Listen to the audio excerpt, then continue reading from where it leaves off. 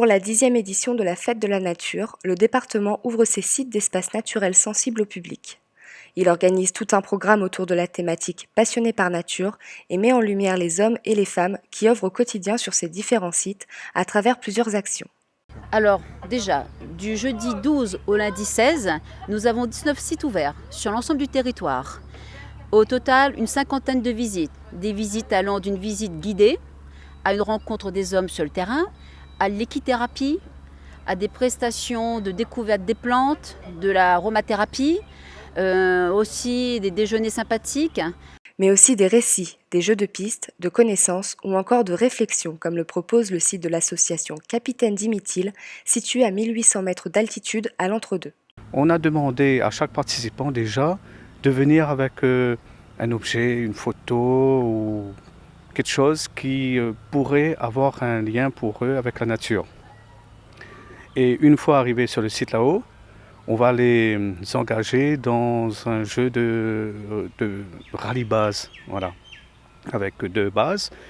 Une base liée avec la connaissance de l'environnement, donc de toutes ces plantes endémiques indigènes qu'on peut trouver sur le site, et une autre base sur l'histoire. Et après donc ce jeu, on va demander à chacun justement par rapport à l'objet qu'ils auront emmené, de nous dire pour eux quel lien ça peut avoir avec la nature. Principale propriétaire forestière de l'île, la collectivité départementale met en œuvre une gestion durable de son patrimoine naturel.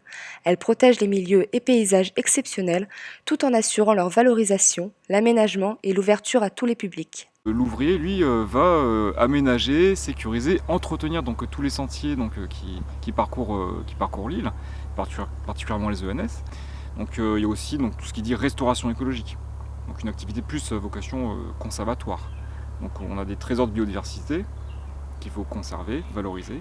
Donc on enlève, on essaie de contrôler les exotiques envahissantes pour replanter des espèces indigènes. Donc associé à ça, une activité pépinière. Tout est lié. Tout est lié. Donc entretien, aménagement, activité conservatoire, restauration écologique, c'est le panel d'activités qu'on peut faire sur un espace. La collectivité départementale investit chaque année 10 millions d'euros pour la préservation et l'aménagement de plus de 100 000 hectares de milieux naturels. La thématique de cette année permet au public de découvrir la diversité des métiers qui œuvrent dans ces différents milieux à travers des temps de partage, des rencontres et des témoignages. C'est vrai que ça permet de mailler un petit peu, si vous voulez, nature, développement économique, touristique et aussi social. Parce que nous avons des jeunes qui travaillent en insertion sur ces espaces et qui donnent un côté donc très économique et très, comment vous dire, c'est vrai qu'on développe la Réunion à travers différents outils et la nature en est un très important. Et c'est vrai qu'au département, nous avons cette vocation-là qui nous porte justement à cœur parce que nous voulons que les Réunionnais découvrent leur nature en travaillant, en s'investissant et en montrant à l'ensemble des Réunionnais ce qu'ils sont capables de faire sur ces territoires. En plus de valoriser et préserver notre patrimoine naturel, cet événement a pour objectif de sensibiliser le public aux enjeux de la protection de la biodiversité, à partager un moment privilégié et convivial au cœur d'un patrimoine naturel unique.